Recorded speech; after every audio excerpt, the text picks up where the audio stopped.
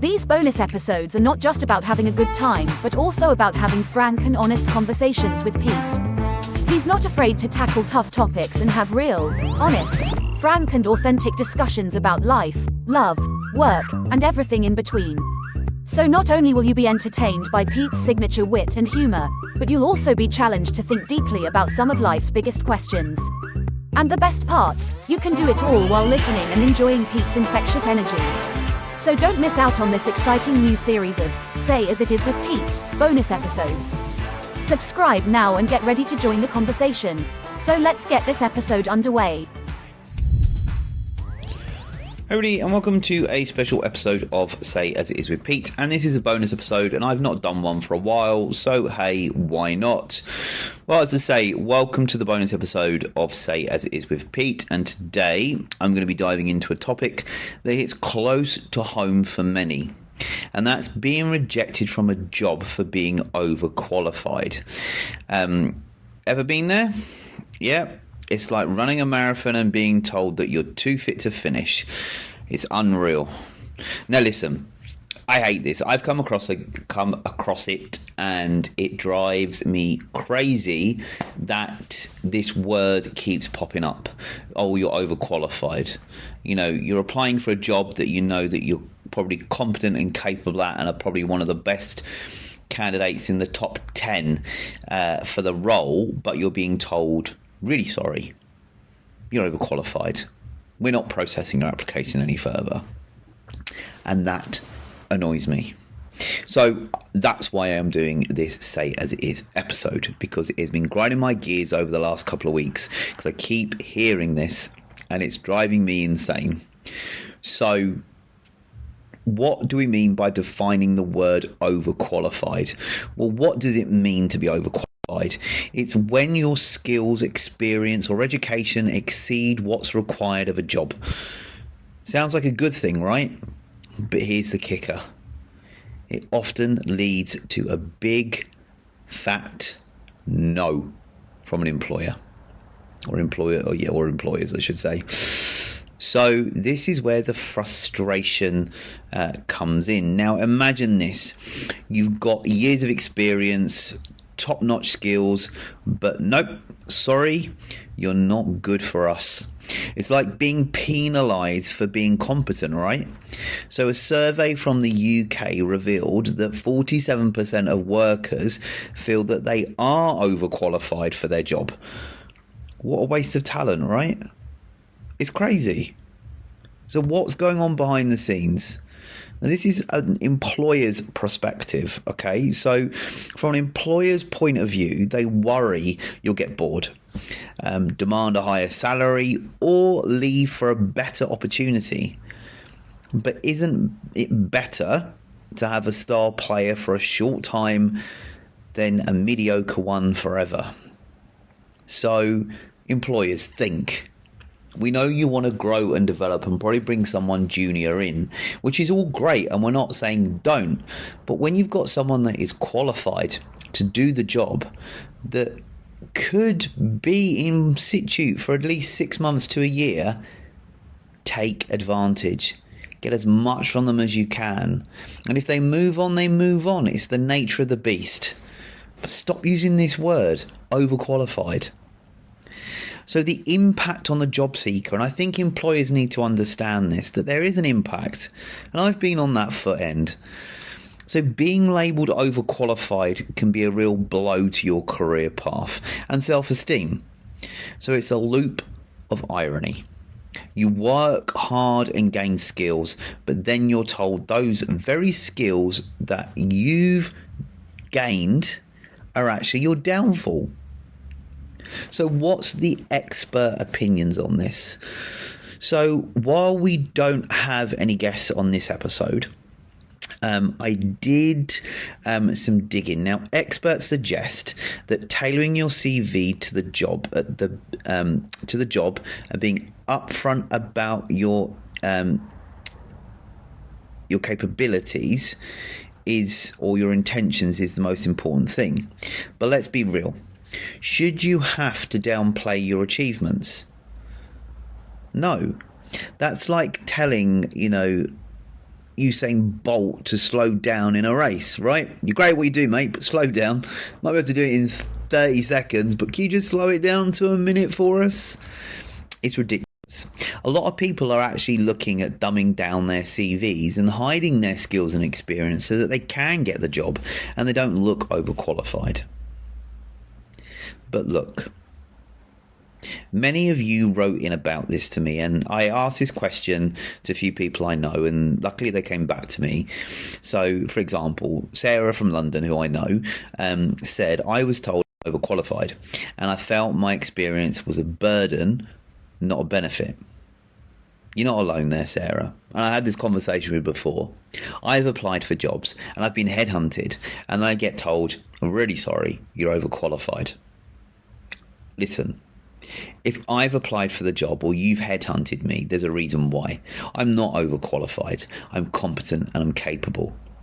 You're just scared that I'm going to be leaving in the next 6 to 12 months, that I'm going to ask for a higher salary, that I'm going to get grumpy and bored in my job role.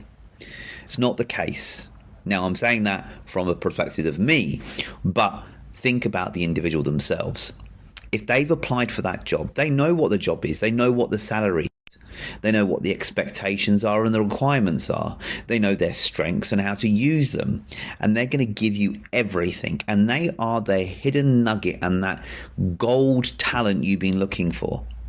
As I always say, we need to unlock those hidden potentials and, get into a leash of hidden talent. And sometimes it's pulling on that hidden talent that is raw and is full of experience and knowledge that you can harness. And in some cases, employers, wake up and smell the coffee. Take advantage of it, as I said before. If you can take advantage of somebody's skills and competence and knowledge because they're so-called overqualified, it's actually going to benefit you in the long run. Even if they decide to ask for more money and you can't give it, and they leave because you can't give them more money, or they're bored and they leave after 12 months or so. But it's a risk worth taking, right? Because you'll have candidates on the back burner. We always do. And you should have a pipeline anyway, and keeping in touch with those candidates that you liked before. Anyway, I'm going to ramble, and I keep rambling. So, a little bit of a conclusion. What have we learned from this? Being overqualified is a double-edged sword. It is a frustrating paradox that leaves many skilled workers feeling, devalued or undervalued. But I think employers, and this is my call to employers, stop. Think. Stop using this word overqualified. We work long and hard to gain the skills, knowledge and behaviours that we need within our jobs. We want to excel and grow. And yes, there's opportunities for that. But also there are opportunities for people that, may not have the necessary qualifications, but have the untold experience. And this is another thing that grinds my gears. When you apply for a certain job and you have the background, you have the skills, you have the experience, both hands-on, practical and theory, but you're told, we need a qualification. It's not all about qualifications. And again, hello, wake up and smell the coffee, people. There are apprenticeships that you can do that are equivalent to degree level, even HND and doctorate levels. They go from level 2 up to level 7, even level 8. But listen, nobody should be held back, and everybody should have the opportunity to grow. Because if you have someone in L&D, for example, like me, I have tons of experience in HR, but not necessarily the HR qualification. But I still know it. I have the knowledge and the understanding, the skills and the experience. But my focus has been elsewhere in the L&D function. So why would I not be good for HR? There's a question and a ponder for thought. And don't worry, I'm not trying to pimp myself out to get a job here. But anybody that's looking, hey ho, you never know. But listen, the word overqualified, people, don't let it get you down. If you're told you're overqualified, you're not. You're just good at what you do. And there's a better employer out there that is willing and is going to give you that opportunity. So don't get disheartened. Don't get overwhelmed when someone lets you down, because it's not you, it's them. It's never you, it's them. But anyway, enough of my rant. I hope you found this podcast episode or this bonus episode interesting about being overqualified for a job that you're applying for. And remember, if you are an employer and you are listening to this, stop using the word overqualified. Be honest. Tell the person, based on the job, I think that this job may not be beneficial to you. We feel that you may get bored, or you actually might not get the challenge that you're looking for within the role. But listen to the person. Listen to what they say. Because if they're telling you, look, I know I may get bored, or actually, I'm not going to get bored, I want a new challenge. Yes, I may need to take a step down to build myself back up again, but I like that challenge. I like the task of building myself back up again. I like the challenges that come through. I like using my strengths to my best abilities. I want to go from the pathway of limitation to the pathway of possibility. I want to get into the zone of peak performance. And yes, I'm referring to Strength Scope on this one. But you've got to think, employers, if someone who seems overqualified has applied for a role, there's a reason why. And at least I remind you that we had a pandemic and a lot of high-paying jobs were gone. A lot of people that were qualified in various roles were applying for roles that they were completely overqualified for. But they wanted a change. They wanted a job. They wanted to try something new. And we shouldn't put that as a barrier in employment. And we've got thousands upon thousands of people that are struggling to find work. And some of those people that are struggling to find work are the ones that are applying for the jobs that you've got, that you keep saying they're overqualified for. They're not. Give them a chance. Give that person that dream job, that opportunity to experience something new and grow and develop. And I speak from a recruitment perspective and an L&D and HR perspective. Sometimes you have to take the risk. That's what business is about, right? Taking risks.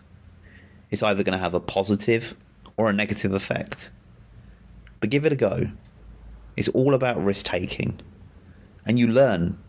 And again, there'll probably be a bonus episode on this one as well, but we all learn from our mistakes. Regardless, we're only human. And if we're not human and we're not learning from our mistakes, then I think I might be AI. But anyway, kind of ranting and going off topic. But anyway, that's what these episodes are for. Having a little bit of a rant, saying as it is, and being open and honest.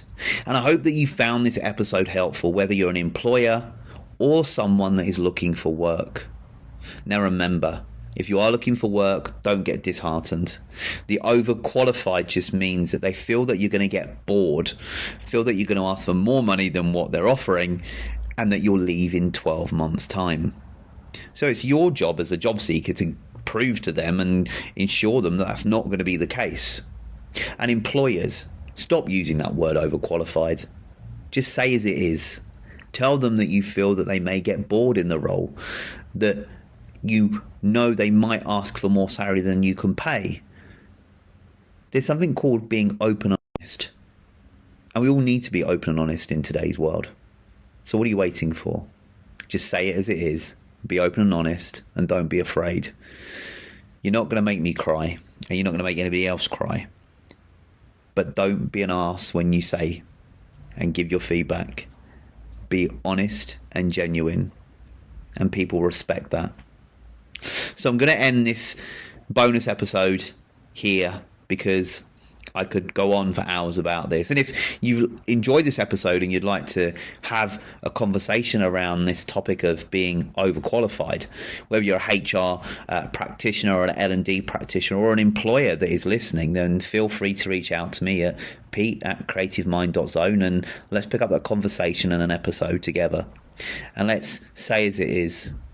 Now, again, thank you for listening to this episode, and you can listen back to previous episodes of Say As It Is with Pete and bonus episodes anytime via Apple Podcast, Amazon, Spotify, and rss.com, or wherever you get your podcast episodes. And remember, stay strong. And if you hear that word overqualified, take a deep breath, count to 10, smile, have a laugh, and move on. Because you're amazing at what you do, and you're not overqualified.